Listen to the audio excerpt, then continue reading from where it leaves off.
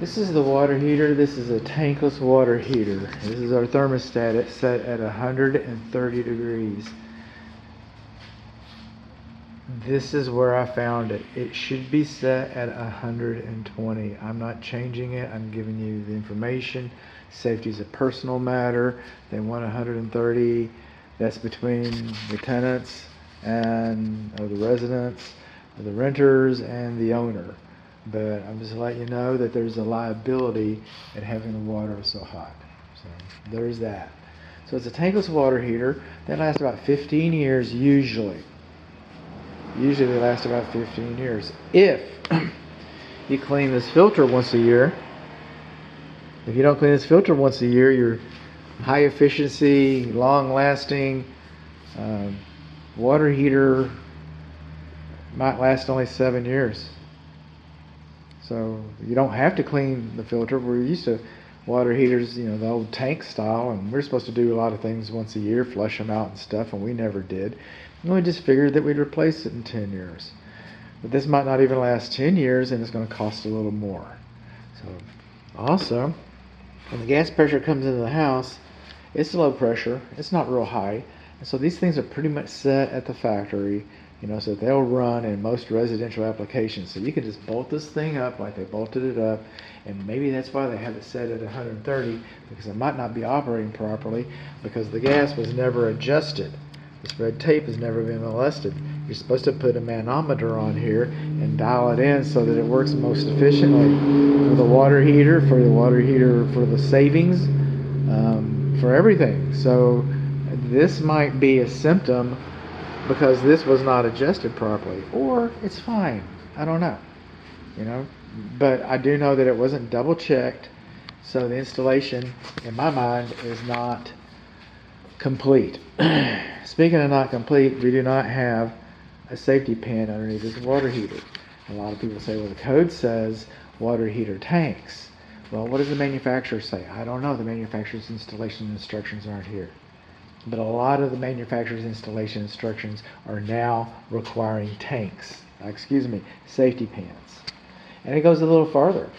It goes a little farther than that, because what we have here is our pressure relief valve. Okay? It's our pressure relief valve. Per code, this is supposed to have an air gap in the same room as the water heater. Now, you couldn't do that without spilling water everywhere. So where would you put the air gap? You would put it in the safety pan. You put a safety pan here, this would run straight into the safety pan, and then it would run out. So there's really no extra expense except for the pan. Except, now we're getting into where a pan is even more economical. Because if we look up here, you see that port? That port is for an inside installation. This is like the furnaces, okay? This is a high efficiency condensating water heater.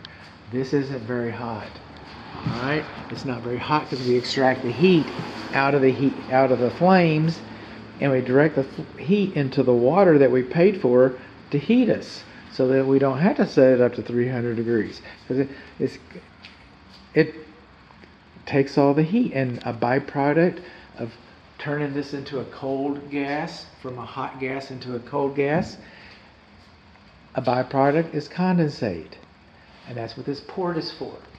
You're supposed to have a condensate drain that comes out, has a loop, and has an air gap in the same room as the water heater, and it would go into the safety pan. All right. What happens if we don't uncap that and we just let this acidic byproduct?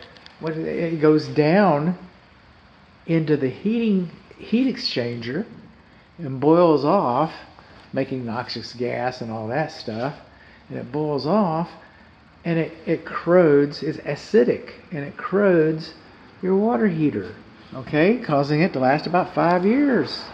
I'm not going to say it's going to die on the 5th year. I'm not going to say it's going to die on the 7th year. I don't know when it's going to die, but I'm saying that if you want it to live a nice, long, healthy life, you need to take care of it. You need to clean this out. You need to allow for the acidic gas to escape. Acidic condensate byproduct to escape. So all those things need to happen in order for the water heater to perform fine It would be easy to get these things together. It'd be easy to capture all this if you had a safety pan. Another thing you don't have, you're coming in here, you're coming around the corner. This is a corner. Coming around the corner for the driveway doesn't come out. You're not coming straight in. You're coming in at an angle. You're coming in here. What's to protect this from vehicular damage? Nothing. Nothing's going to keep it from vehicular damage.